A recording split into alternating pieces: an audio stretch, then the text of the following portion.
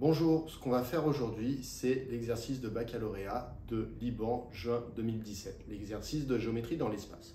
Exercice très intéressant parce qu'il aborde des sujets qui reviennent fortement au programme, comme le calcul par exemple d'un angle à partir du produit scalaire. Voilà. Ça touchera aussi à l'orthogonalité, aux intersections de plan et de droite, etc. Sujet assez complet et très intéressant. On y va.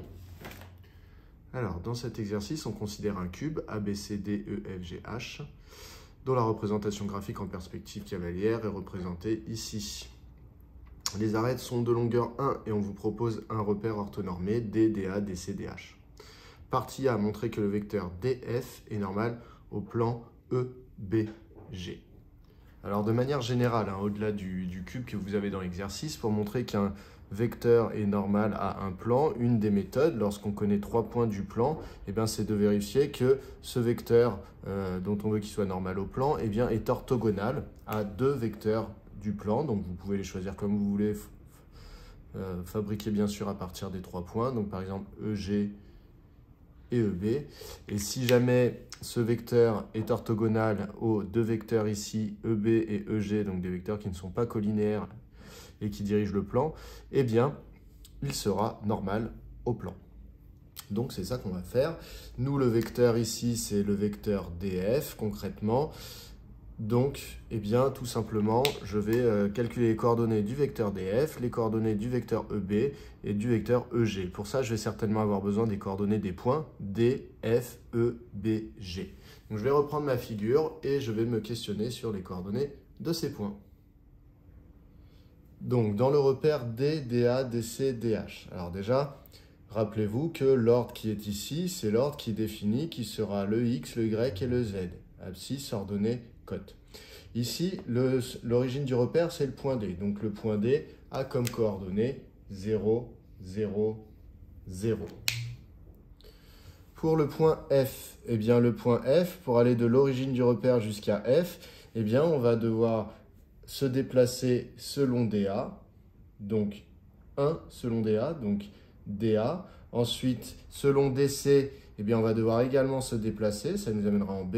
Et ensuite, on va devoir se déplacer selon DH, ça va nous amener en F. Donc, j'ai besoin de une fois DA, une fois DC et une fois DH. Donc, les coordonnées du point F sont 1, 1, 1. Donc, DF a comme coordonnées les coordonnées de F, moins les coordonnées de D. Donc finalement, DF a pour coordonnées 1, 1, 1. Alors ça, si vous l'avez lu directement dedans, ça ne pose pas de problème, puisqu'effectivement, pour trouver les coordonnées de F, qu'est-ce qu'on a fait quand on a dit il faut se déplacer selon DA, selon DC, etc. En fait, on a écrit que le vecteur DF était égal à une fois DA, plus une fois DC, plus une fois DH. D'où les coordonnées 1, 1, 1. Donc ça, on aurait pu le donner éventuellement directement. Pour le vecteur, maintenant, on a dit EB et EG, qui sont des vecteurs qui dirigent le plan. Donc, E, pour aller de D à E, je vais devoir me déplacer de 1 en abscisse, de 0 en ordonnée, puisque je suis déjà sur la bonne face du cube, et par contre de 1 en cote. Donc, en fait, le vecteur DE, c'est le vecteur DA plus le vecteur DH. Donc, en fait, DE, ses coordonnées sont 1, 0, 1. C'est 1 selon DA, 0 selon DC, 1 selon DH. Donc, 1, 0, 1. Pour le point B, le vecteur DB, en fait, je dois faire une fois DA plus une fois DC, puisque le vecteur AB est égal au vecteur DC. Donc, DA plus DC, et puis c'est bon, je suis en B. Donc, DA plus DC, donc ça fait 1 pour DA, 1 pour DC, 0 pour DH. Donc, 1, 1, 0. Donc, EB a pour coordonnées les coordonnées de B moins les coordonnées de E. Et donc, finalement, EB a pour coordonnées 0, 1, moins 1. Et enfin, on va s'intéresser à EG, puisque j'ai parlé de EG dans mon exemple, donc je vais faire celui-là. Donc, les coordonnées du point E, on les a déjà trouvées avant. Il nous reste à trouver les coordonnées de G. Pour aller de D à G, donc le vecteur DG a pour coordonnées, eh bien, selon DA, je ne me déplace pas. Donc DG, en fait, c'est simplement DC plus CG, c'est-à-dire DC plus DH, puisque CG est égal à DH. Donc pour aller de D à G, j'ai besoin de 1 fois DC, 1 fois DH. Donc 1 fois DC, 1 fois DH. 0 fois DA. Donc 0, 1, 1 pour les coordonnées de G. Donc EG a comme coordonnées les coordonnées du point G, 0, 1, 1, à qui je retire les coordonnées du point E, 1, 0, 1. Et donc finalement, ça veut dire que le vecteur EG a pour coordonnées 0, moins 1, moins 1, 1, moins 0, 1, 1, moins 1, 0. Voilà pour les coordonnées de nos vecteurs. Donc DF, il faut qu'on prouve que c'est un vecteur normal au plan EBG. Donc ça veut dire qu'on va prouver qu'il est orthogonal à EB et que DF est aussi orthogonal à EG. Qui dit orthogonalité dit produit scalaire lorsqu'on est dans l'espace et encore plus ici quand on a des coordonnées, très clairement. On a la formule analytique quand on est dans un repère orthonormé, ce qui est le cas dans notre exercice. Donc on va pouvoir utiliser la fameuse formule avec les coordonnées pour calculer le produit scalaire. Alors, df scalaire EB. df scalaire EB, je dois donc faire le produit scalaire de ce vecteur avec celui-là. Comme on est dans un repère orthonormé, eh bien je peux appliquer la formule qui dit je multiplie les abscisses entre elles, donc 1 fois 0, plus je multiplie les ordonnées entre elles, donc 1 fois 1, plus je multiplie les cotes entre elles, donc 1 fois moins 1. Donc au final, ça nous donne 1 fois 0, 0, 1 fois 1, 1, 1 fois moins 1, moins 1. Donc finalement, 1 plus moins 1, ça nous donnait 0. Donc ça veut dire que DF et EB sont orthogonaux. Ensuite, on va calculer le produit scalaire de DF avec EG, qui est égal à abscisse de DF fois abscisse de EG, donc 1 fois moins 1, plus 1 fois 1, plus 1 fois 0. Ce qui est égal, du coup, à 1 fois moins 1, donc moins 1, plus 1, donc moins 1 plus 1, 0, plus 1 fois 0 qui fait 0, donc finalement, c'est égal à 0. Donc ça veut dire que DF est orthogonal à EB et à EG. Donc, il faut l'écrire, j'écris ici sur une copie, vous écrivez en dessous bien sûr. Donc DF est orthogonal à EB et EG. Donc finalement, eh bien, DF est normal au plan EBG. Voilà pour cette première question. Pour la deuxième question, on nous demande de déterminer une équation cartésienne du plan EBG. Alors, tout d'abord, on se rappelle de quoi on a besoin pour trouver une équation cartésienne de plan. Donc, lorsque j'ai un plan et que je désire trouver une équation cartésienne de ce plan, j'ai besoin de un vecteur normal au plan et d'un point qui appartient au plan. Alors ici, on me demande l'équation du plan EBG. Donc ça veut dire que pour le point qui appartient au plan, j'ai l'embarras du choix, j'ai le point E, j'ai le point B, j'ai le point G. On va dire que moi je vais me servir du point E.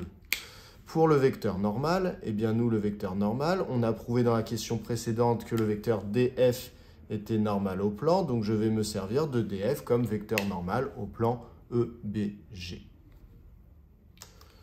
Donc, on présente au correcteur vraiment les deux points qui vont nous aider à trouver l'équation cartésienne du plan. Comme ça, lui, il voit très bien de quoi on est en train de parler.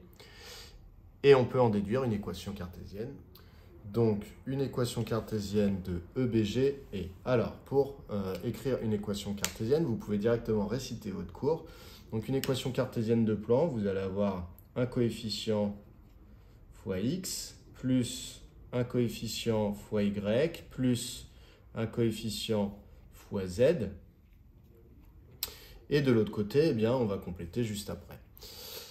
Les coefficients devant x, y et z, ce sont les coefficients, ce sont les coordonnées pardon, du vecteur normal au plan. Donc ici, notre vecteur normal a comme coordonnées 1, 1, 1. Donc finalement, ça va nous donner une fois x plus une fois y plus une fois z.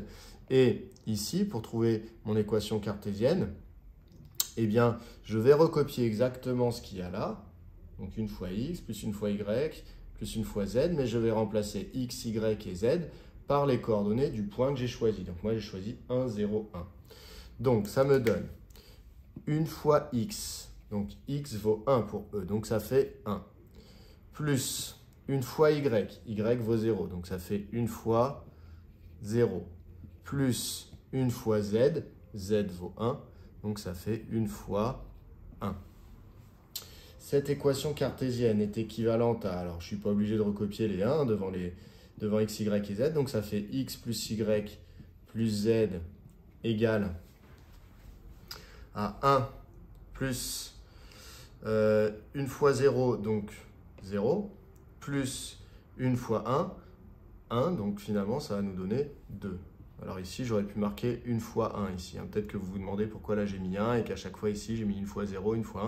Là j'aurais pu mettre une fois 1, donc le 1 qui est là, fois le x du e qui vaut 1.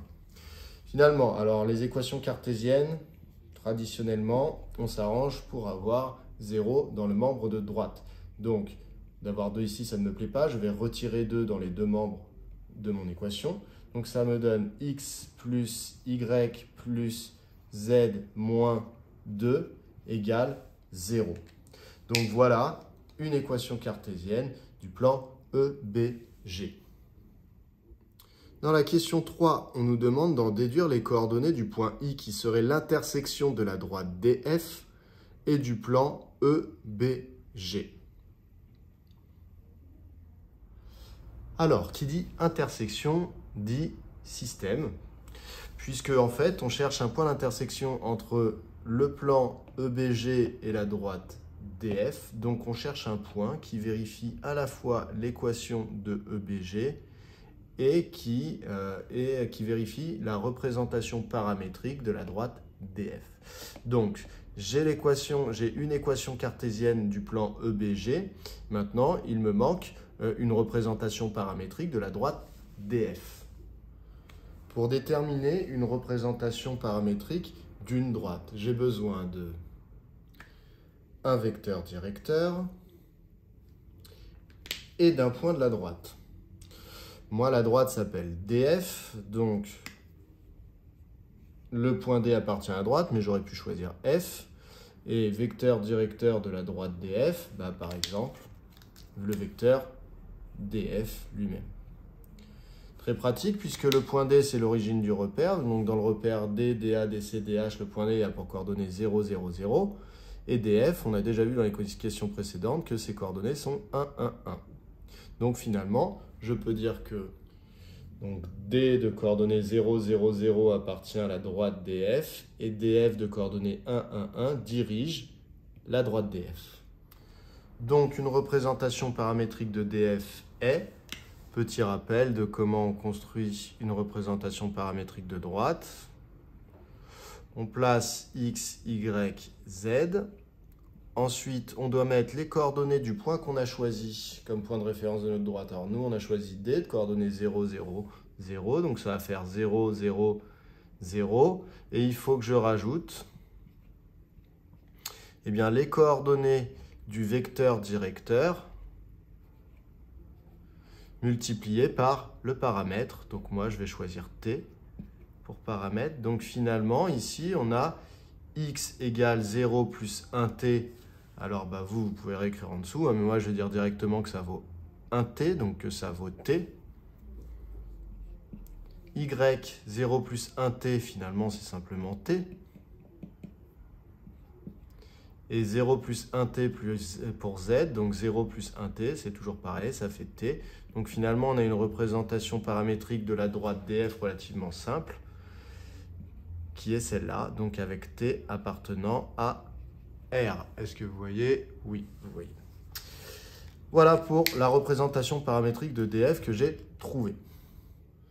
Le point I, qui est l'intersection de la droite DF avec le plan EBG, eh bien, il doit vérifier l'équation cartésienne que j'ai ici et la représentation paramétrique que j'ai là. Donc, ça veut dire qu'il doit, ses coordonnées X, Y, Z doivent vérifier ça et ça. Donc, quand on dit « et », c'est qu'on est en fait en train de faire un système. Dans ce système, j'ai toutes mes contraintes. X doit valoir T, Y doit valoir T, Z doit valoir T. En fait, X, Y et Z doivent être le même nombre. Et ensuite, ici, j'ai X plus Y plus Z moins 2 qui doivent faire 0, puisque le point d'intersection appartient aussi au plan EBG. Si j'essaie de résoudre cela, eh bien ici, je vais substituer X, Y et Z par T. Donc, ça va me donner dans la dernière équation T plus T moins 2. Donc, lui, c'est le X, le Y, le Z, moins 2. Doit être égal à 0, et X vaut T, Y vaut T, et Z vaut T. Hop, ce qui est équivalent à. Donc ici, j'ai 3T moins 2, 3T moins 2 qui est égal à 0. Donc ici, ça veut dire que 3T doit être égal à 2. Et donc, ça veut dire que T doit être égal à 2 divisé par 3, donc 2 tiers. Donc ça, je peux peut-être l'écrire directement, ce n'est pas une résolution compliquée. Donc T égale 2 tiers. Et donc ça veut dire que maintenant, je remplace T par 2 tiers pour X, Y et Z. Donc ça veut dire que X est égal à 2 tiers, Y est égal à 2 tiers et Z est égal à 2 tiers. Donc finalement, le point I, qui est l'intersection de EBG avec la droite DF, a pour coordonnées 2 tiers, 2 tiers, 2 tiers. Voilà pour cette question 3. Alors attention, à la fin de cette question, on vous dit on démontrerait de la même manière que le point J, intersection de la droite DF et du plan AHC, a pour coordonnées 1 tiers, 1 tiers, 1 tiers. Alors attention, on vous dit on démontrerait, pas on démontrera. Donc, on démontrerait de la même manière. C'est en fait, il faudrait refaire la même méthode. Et concrètement, l'énoncé vous dit que ce n'est pas très important de refaire la méthode parce que si vous avez su la faire une fois, on imagine bien que vous allez savoir la faire une deuxième fois. Donc, on ne veut pas vous faire perdre de temps avec ça. C'est pour ça qu'on vous dit on démontrerait de la même manière. C'est-à-dire que vous ne devez pas le faire. Donc, ne perdez pas de temps à tout refaire. Ça n'est pas demandé. On passe à la partie B. Alors, dans cette partie B, on nous dit à tout réel x de l'intervalle 0,1, on associe le point M du segment DF, tel que le vecteur dm est égal à x fois df. Voilà, donc ça veut dire on a le point M en fait qui est sur le segment DF. Donc finalement, effectivement, le vecteur dm, peut-être que c'est la moitié du vecteur df. Peut-être que c'est 2 tiers du vecteur df, peut-être que c'est 1 tiers du vecteur df, peut-être que c'est 2 cinquièmes du vecteur df, et ainsi de suite. Donc en fait, dm est égal à un certain nombre de fois le vecteur df, et le nombre, eh bien, il est entre 0 et 1 pour que le point M soit bien entre D et F. Voilà un petit peu l'explication de cette chose-là. Et donc, on nous dit on s'intéresse à l'évolution de la mesure θ en radian de l'angle EMB lorsque le point M parcourt le segment DF. Donc, EMB, vous voyez ici, vous avez le point E qui est là, le point M qui est là, le point B qui est ici. Donc, c'est l'angle qui est formé en M par EM et MB. Voilà. Donc, si on le dit en vecteur, c'est l'angle MEMB. Voilà, l'angle orienté MEMB. Et donc, on vous dit que pour nous, θ sera compris entre 0 et pi. OK. Première question. Pardon. Première question. Que vaut θ si le point M est confondu avec le point D, puis avec le point F? Si le point M est confondu avec le point D, eh bien du coup, ça veut dire que nous, on parle de l'angle, donc l'angle EMB, c'est en fait l'angle EDB. Et l'angle EDB, eh bien, on peut trouver sa mesure, puisque en fait, si vous regardez bien, EDB, donc c'est un triangle, et si on regarde la longueur de chacun des côtés de ce triangle, donc on a quoi comme côté dans le triangle EDB? On a ED, on a DB et on a EB. ces trois côtés, ED, EB et DB, c'est des diagonales des faces du cube. Donc en fait, les faces du cube sont toutes des carrés de côté 1, ça veut dire que leurs diagonales mesurent toutes exactement la même longueur. Donc ça veut dire que ED est égal à DB qui est égal à EB. Donc finalement, le triangle EDB, c'est un triangle qui est équilatéral. Qui dit triangle équilatéral dit que tous les angles ont la même mesure, et cette mesure, c'est pi divisé par 3. Donc EMB, lorsque M est confondu avec D, en fait, c'est un angle de mesure pi sur 3. Donc θ vaut pi sur 3 dans ce cas-là. Pour rédiger, on pourrait dire ça. Si M est confondu avec D, alors l'angle EMB est égal à l'angle EDB. Or, le triangle EDB est un triangle équilatéral puisqu'on va dire que ED égale DB égale EB au niveau des longueurs. Donc, car ED égale EB égale DB. Alors, vous pouvez même préciser, toutes ces longueurs valent racine de 2, puisqu'en fait, si je fais une face du cube, que vaut la diagonale de cette face, du carré qui est représenté par cette face? C'est un carré ici de côté 1.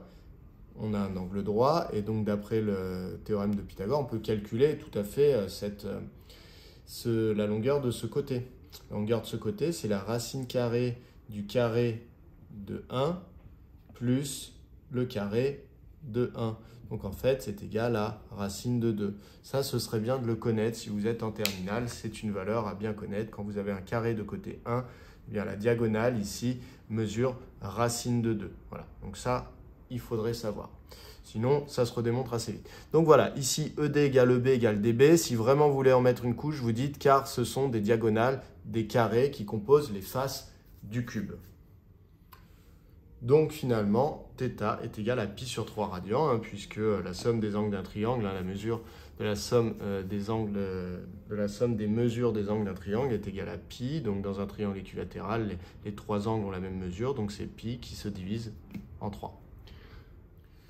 Maintenant, si M est confondu avec F, alors l'angle EMB est en fait égal à l'angle EFB. Et si on regarde sur la figure, l'angle EFB, alors là c'est un peu plus évident, ça se voit un peu mieux, ça va être un angle droit, EFB. Vous voyez, c'est un angle du carré qui compose la face ABFE. Donc en fait, l'angle FEFB, finalement, c'est un angle qui va mesurer pi sur 2 radians. Donc on va dire, or, ABFE est un carré, donc θ est égal à pi sur 2 radians. Voilà, pas besoin d'en dire plus dans ce petit temps. Question 2a. Justifier que les coordonnées du point M sont x, x, x. Donc c'est toujours dans le repère de l'exercice, c'est dans le repère orthonormé D, DA, DC, DH. Voilà. Donc, pourquoi est-ce que les coordonnées du point M seraient x, x, x? Alors, ce que je sais sur le point M, ce qu'on m'a dit dans l'énoncé, c'est cette phrase-là qui m'intéresse, c'est que dm est égal à x fois df. Donc, je vais partir de cela pour trouver les coordonnées du point M. Donc, dm est égal à x fois le vecteur df. Qu'est-ce que ça veut dire au niveau des coordonnées? Eh bien, ça, c'est équivalent à dire que les coordonnées du vecteur dm sont égales aux coordonnées à x fois les coordonnées du vecteur df. Alors, les coordonnées du vecteur dm, ce sont les coordonnées du point M que je cherche justement, à qui je dois retirer les coordonnées du point D. Donc, les coordonnées du point M que je ne connais pas et que je cherche sont xm, ym, zm, à qui je dois retirer les coordonnées du point D, qui sont 0, 0, 0, puisque le point D est l'origine du repère. Et donc, ces coordonnées du vecteur dm doivent être égales à x fois les coordonnées du vecteur df. Alors, quelles sont les coordonnées du vecteur df? Eh bien, le vecteur df, on l'a vu plusieurs fois dans cet exercice, ses coordonnées sont 1, 1, 1. Donc, x fois 1, x fois 1, x fois 1. Donc les coordonnées de dm doivent être égales à x fois les coordonnées de df.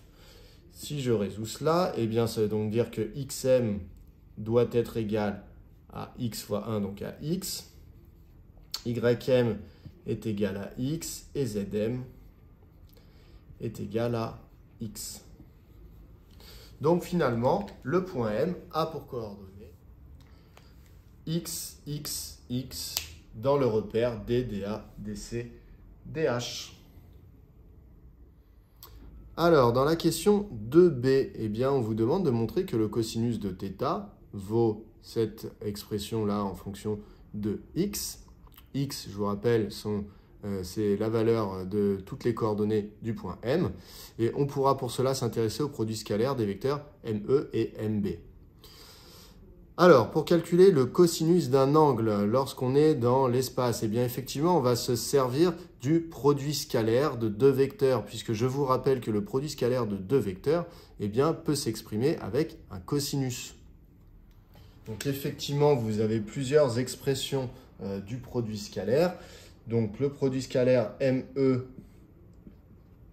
scalaire MB, eh bien, on a l'habitude d'utiliser davantage la formule analytique, c'est-à-dire avec les coordonnées, en faisant xx' plus yy' plus zz', comme on l'a déjà fait dans l'exercice. Mais il y a d'autres expressions. Une des expressions, c'est que ME scalaire MB, c'est égal à la distance ME multipliée par la distance MB, c'est-à-dire en fait la norme du vecteur ME fois la norme du vecteur MB, fois le cosinus de l'angle formé par le vecteur ME avec le vecteur MB, c'est-à-dire pour nous, eh bien, le cosinus de θ. Donc, on a cette expression du produit scalaire. Bien sûr, cette expression du produit scalaire ne nous permet pas, nous, de calculer le produit scalaire ME scalaire MB, puisqu'on ne connaît pas l'angle. En revanche, on se dit que si on veut savoir ce que vaut cosinus de θ, on peut se servir de cette relation. Mais pour cela, il faudrait connaître le produit scalaire ME-MB, la longueur ME et la longueur ici MB. Voilà, donc ça va être notre but, ça va être de calculer ME, calculer MB et calculer ME scalaire MB, mais pas avec cette définition du produit scalaire, avec une autre qui nous permet de trouver une réponse. Donc pour calculer ME scalaire MB, eh bien, on va utiliser la formule analytique. Alors là, on peut commencer par dire que ça, c'est équivalent à dire que finalement, cosinus de θ est égal à ME scalaire MB divisé par ME fois MB. Voilà, comme ça, on explique au correcteur qu'on a bien compris que nous, le but, ça va être de calculer cette expression-là. Et c'est cela, très certainement, qui va nous donner le 3x au carré moins 4x plus 1 sur 3x au carré moins 4x plus 2. On part sur le calcul du produit scalaire ME scalaire MB. Alors, pour utiliser la formule analytique du produit scalaire, c'est-à-dire celle avec les coordonnées, eh bien, il me faut les coordonnées du vecteur ME et les coordonnées du vecteur MB. Donc, pour calculer les coordonnées du vecteur ME, eh bien, il me faut les coordonnées de E. Les coordonnées de E, on les a utilisées plusieurs fois dans cet exercice. C'est 1, 0, 1. Et je dois retirer les coordonnées de M. On vient de voir juste avant que les coordonnées de M, c'était x, x, x. Donc, finalement, on a que le vecteur ME a pour coordonnées 1 moins x et 1 moins x. Voilà, donc c'est déjà pas mal. Maintenant, il nous faudrait les coordonnées de MB. Donc, MB, eh bien, on va faire de la même manière, c'est-à-dire que j'ai besoin des coordonnées de B et je vais retirer les coordonnées de M. Les coordonnées de B, on les a déjà vues en début d'exercice. Elles sont 1, 1, 0. À cela, je vais retirer les coordonnées de M. On a vu que c'était x, x, x. Et donc, finalement, ça veut dire que le vecteur MB a pour coordonnées 1 moins x, 1 moins x et moins x. Voilà. Donc finalement, maintenant que j'ai les coordonnées de ces deux vecteurs, je vais pouvoir calculer le produit scalaire. Donc, comme on est dans un repère orthonormé, eh bien, j'ai le droit d'utiliser la formule analytique pour calculer le produit scalaire, c'est-à-dire celle avec les coordonnées. Donc, c'est abscisse de ME fois abscisse de MB, donc 1 moins x fois 1 moins x. Donc, 1 moins x multiplié par 1 moins x, plus ordonnée de ME fois ordonnée de MB, donc moins x fois 1 moins x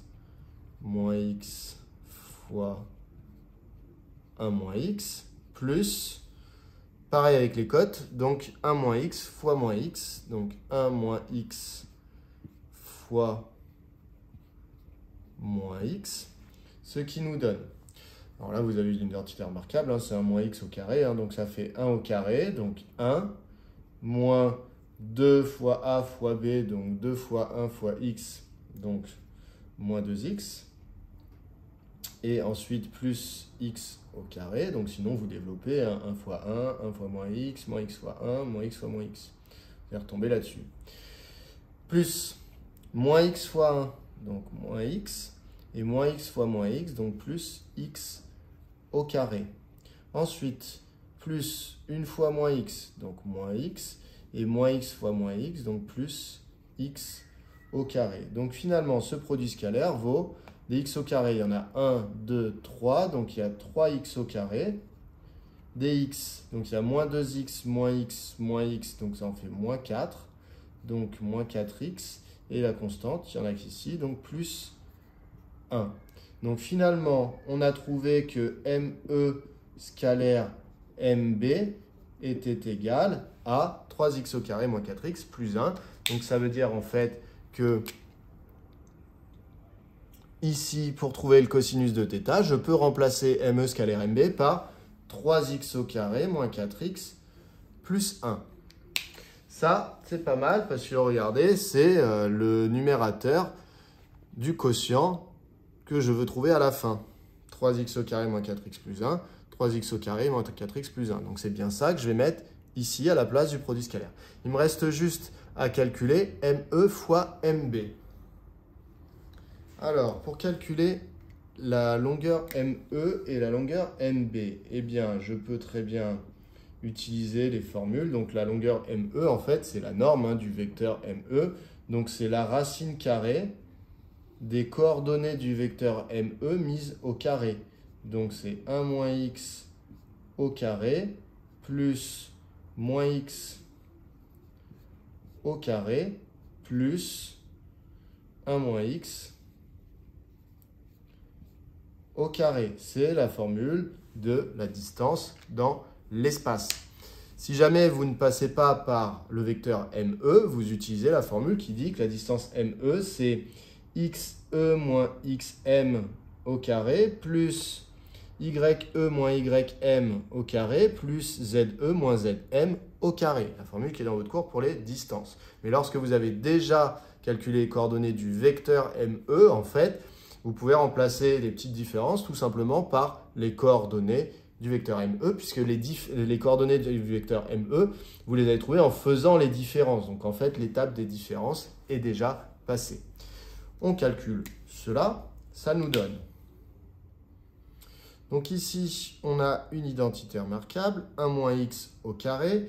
Alors déjà, je peux remarquer qu'elle y est deux fois. Hein. Elle est ici, elle est ici. Bon, je vais faire comme si je n'avais pas remarqué ça. 1 moins x au carré, donc ça me donne 1 au carré, donc 1, moins le double produit, donc 2 fois 1 fois x, donc 2x, plus x au carré, plus moins x au carré, eh bien c'est la même chose que x au carré, plus 1 moins x au carré, je redéveloppe exactement de la même manière que là, donc ça fait 1 moins 2x plus x au carré. Donc finalement, c'est égal à la racine carrée de, eh bien, des x au carré, il y en a 1, 2, 3, donc de 3x au carré. Ensuite, les x, il y en a moins 2 ici et moins 2 là, donc ça en fait moins 4, donc moins 4x. Et constante, 1 ici, donc ça fait plus 2. Voilà. Donc, on a trouvé la longueur du segment ME. Voilà. Ça vaut cette racine carrée là. on va pouvoir faire exactement pareil avec MB. Donc MB, on va calculer la distance MB, la longueur MB. Donc j'ai réappliqué la formule, racine carrée de l'abscisse de MB au carré, du vecteur MB au carré, plus l'ordonnée du vecteur MB au carré, plus la cote du vecteur MB au carré. Je me rends compte, alors soit je développe tout comme j'ai fait avant, soit je vais un peu plus rapidement, puisque je me rends compte qu'en fait ici, là, j'ai exactement les mêmes termes que dans la somme qui était au-dessus. J'ai 1 moins x au carré ici, 1 moins x au carré là, là ils étaient ici et ici, et le moins x au carré là, il est là. Donc finalement, je m'attends exactement à trouver le même résultat, donc je peux court-circuiter un petit peu mes calculs, et donc ça va me donner 3x au carré moins 4x plus 2.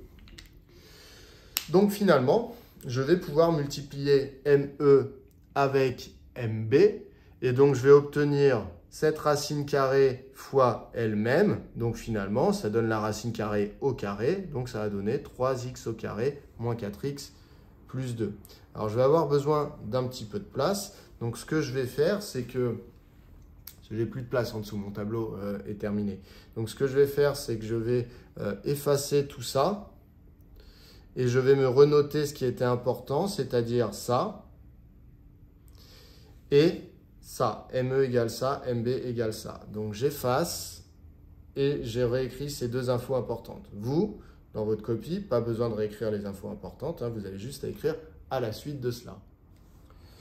Donc voilà, je me suis renoté ici les petites choses dont je vais avoir besoin. Donc maintenant, je peux calculer le cosinus de θ. Donc on mettrait un donc par rapport à ce qu'on a déjà fait. Hein.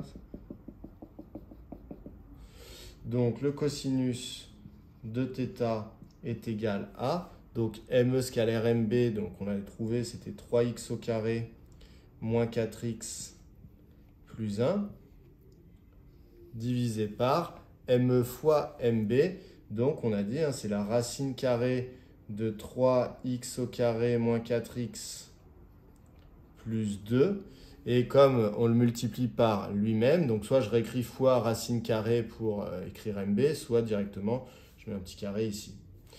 Donc c'est égal à 3x au carré moins 4x plus 1 sur 3x au carré moins 4x plus 2. Et c'est ce qu'on nous avait demandé dans la question de B, cosinus θ, 3x au carré moins 4x plus 1 sur 3x au carré moins 4x plus 2. Voilà, donc retenez cette manière de calculer le cosinus d'un angle. Et donc, de temps en temps, ça permet de trouver l'angle directement, une fois qu'on a le cosinus. Il faut utiliser cette définition du produit scalaire, celle avec le cosinus. Et il faut réussir à calculer le produit scalaire ici d'une autre manière. Comme ça, eh bien, vous pouvez isoler cosinus de θ en connaissant tout le reste, le produit scalaire et les deux longueurs ici. Pour calculer ce produit scalaire, nous, on a utilisé la formule analytique avec les coordonnées. Retenez bien ça, très important et bien spécifié dans le programme aussi de terminale. Alors, dans la question 3, on vous dit on a construit ci-dessous le tableau de variation de la fonction f. F, c'est la fonction qui a x associe cette expression-là. Alors, dans un exercice comme ça devrait vous sauter aux yeux. Donc, l'expression qui est ici, c'est exactement celle du cosinus de θ. Donc, on disait qu'en fonction de la position du point M sur le segment DF, l'angle EMB et donc sa mesure θ allait varier. Donc, effectivement, en fait, la fonction f, c'est la fonction qui nous donne le résultat du cosinus de θ lorsqu'on choisit une valeur de x. On nous donne donc le tableau de variation et on nous dit pour quelle position du point M sur le segment DF le triangle MEB est-il rectangle en M? Alors, un triangle est rectangle lorsque il possède un angle droit. Donc, pour qu'il soit rectangle en M, il faudrait que l'angle EMB soit un angle droit, c'est-à-dire ait une mesure de pi sur 2. Donc, on peut le rédiger de la manière suivante. MEB rectangle en M, si et seulement si θ, qui est la mesure de l'angle EMB, hein, depuis le début dans l'exercice, est égal à pi sur 2. Puisqu'on a dit que θ était compris entre 0 et pi. Hein. Donc, le seul angle droit entre 0 et pi, la seule mesure d'angle droit entre 0 et pi, c'est pi sur 2. Donc, si et seulement si, θ est égal à pi sur 2. Alors, θ égale pi sur 2. Eh bien, θ égale pi sur 2 si et seulement si le cosinus eh bien, vaut 0. Le cosinus de θ vaut 0. Voilà, si et seulement si cosinus de θ est égal à 0. Alors, c'est une équivalence ici parce qu'on sait que θ, il est entre 0 et pi. Je répète bien ça, hein. Sinon il n'y a pas équivalence entre le fait qu'une mesure d'angle soit égale à pi sur 2 et que le cosinus soit égal à 0. Si un angle a une mesure de pi sur 2, le cosinus vaut 0, mais si vous avez le cosinus d'un angle qui vaut 0, l'angle n'a pas forcément une mesure égale à pi sur 2. Ça se trouve, c'est moins pi sur 2 ou 3 pi sur 2, ou voilà. Mais là, ici, dans le cadre de notre exercice où θ est imposé entre 0 et pi, eh bien, il y a bien une équivalence. Si le cosinus de θ vaut 0, c'est que θ valait bien pi sur 2. Donc, on va rechercher dans le tableau de variation de la fonction f, qui n'est autre que les variations en fait du cosinus de θ, puisque ça, c'est l'expression du cosinus de θ qu'on a vu juste avant ici. Eh bien, on va chercher quand est-ce que ce cosinus de θ, donc quand est-ce que la fonction f, eh bien, vaut 0. Et donc, on se rend compte qu'il y a deux x possibles pour que l'image de x soit égale à 0. Il y a x égale, alors ici, je vous rapproche un petit peu, il y a x égale 1 tiers et il y a x égale 1. Dans ces deux cas, la fonction f vaut 0. Et comme la fonction f, c'est le cosinus de θ, bah, ça veut dire que dans ces deux cas, quand x vaut 1 tiers et x vaut 1, eh bien, le cosinus de θ, en fait, est égal à 0. Et donc, ça veut dire ici que cos de θ est égal à 0 si et seulement si x est égal à 1 tiers ou x est égal à 1. Donc finalement, il y a deux positions du point M qui permettent d'obtenir un triangle rectangle. Il y a la position quand x vaut 1, si on essaie de voir un petit peu ce que ça donne hein, sur la figure. Quand x vaut 1, ça veut dire que dm est égal à 1 fois df. Donc, ça veut dire qu'en fait, dm égale df, donc ça veut dire que m est au point F. Donc ça, on l'avait déjà remarqué, hein, que si m était confondu avec F, eh bien, on avait un triangle rectangle. Voilà. Mais il n'y en a pas qu'un seul, il y a une deuxième position du point M qui permet d'avoir un triangle rectangle. Et donc, c'est quand x vaut 1 tiers. Donc, m, je vous rappelle, ses coordonnées, c'est x, x, x. Donc, c'est quand m est au point de coordonnées 1 tiers, 1 tiers, 1 tiers. Ça, je crois qu'on lui avait donné un nom. Non, si, c'était le point J. Donc J, c'était l'intersection de la droite DF et du plan AHC. Et il avait pour coordonnées 1 tiers, 1 tiers, 1 tiers. Voilà. Donc deux positions du point M qui permettent le triangle rectangle. C'est le point J quand M est en J et quand M est en F. Voilà. Donc, on va le dire. Donc, MEB est rectangle en M si et seulement si M est confondu avec J ou avec F. Cela nous amène à la question B. Pour quelle position du point M sur le segment DF l'angle θ est-il maximal? Donc, comme θ appartient à 0π, eh bien, θ est maximal si et seulement si cos de θ est minimal. Donc, si on fait un petit cercle trigonométrique un petit peu moche, comme je viens de le faire, hein, pour se rendre compte de ce que je viens de raconter juste avant. Donc, on a θ, le point qui représente θ là, sur le cercle trigonométrique, il est dans cet arc de cercle ici. Donc, il est entre 0 et pi, on a dit. Donc, quand est-ce que le cosinus, quand est-ce que l'angle est le plus grand? Eh bien, l'angle est le plus grand quand le cosinus est le plus petit. Regardez, si on compare cet angle-là, par exemple, avec celui-là, bien, le cosinus de cet angle-là, vous voyez, il est ici, là, à peu près à 0,75 sur mon schéma. Par contre, le cosinus de l'autre angle, vous voyez, il est plus petit. Donc, en fait, nous, on cherche à savoir ici quand est-ce que le cosinus a pris sa plus petite valeur et ça nous dira, eh bien, le plus grand angle qu'on avait à ce moment-là. Alors, si on regarde, encore une fois, le tableau de variation de la fonction f qui donne la valeur du cosinus de θ. Eh bien, la plus petite valeur du cosinus de θ dans le tableau de variation, eh bien, c'est moins 1/2. Donc, en moins 1/2, qu'est-ce qui se passe? Bah, effectivement, en moins 1/2, si on regarde dans le cercle trigo ce qui se passe, Eh bien, on avait donc, quand x vaut 0, on avait un cosinus qui valait 1,5. Donc, ça veut dire qu'on avait un angle comme ça. Un cosinus qui valait 1,5. Donc, entre guillemets, θ vaut pi sur 3, hein, puisque c'est cosinus de pi sur 3 qui vaut 1,5. Donc, on démarrait là. Ensuite, quand x, c'est-à-dire quand le point M avance sur le segment DF pour atteindre au final le point F, eh bien l'angle, son cosinus, au début vaut 1,5. Donc ça veut dire qu'on est sur un angle de pi sur 3 au départ. Ensuite, le cosinus diminue, passe par 0. Donc le cosinus diminue, passe par 0. Donc nous, ça veut dire que l'angle grandit. Ensuite, il devient négatif, le cosinus, et il descend jusqu'à moins 1,5. Donc l'angle grandit, le cosinus qui se lit sur l'axe des abscisses, eh bien, au fur et à mesure où l'angle grandit, eh bien, le cosinus, lui, se rapproche de 0. Puis, il passe, devient négatif pour atteindre finalement, ici, moins 1,5. Et après avoir atteint moins 1,5, donc cet angle-là, eh bien, finalement, le cosinus réaugmente. Donc, le cosinus réaugmente. Donc, finalement, quand est-ce qu'on a eu l'ouverture la plus grande ici? Eh bien, c'était quand le cosinus valait moins 1,5. Et donc, c'est quand x vaut 2 tiers. Donc, quand x vaut 2 tiers, on a l'angle le plus grand sur la figure, EMB. Et cet angle le plus grand, au passage, vaut, eh bien ici, 2 pi sur 3, puisqu'un cosinus égal à moins 1,5 nous donne un angle ici de 2 pi sur 3.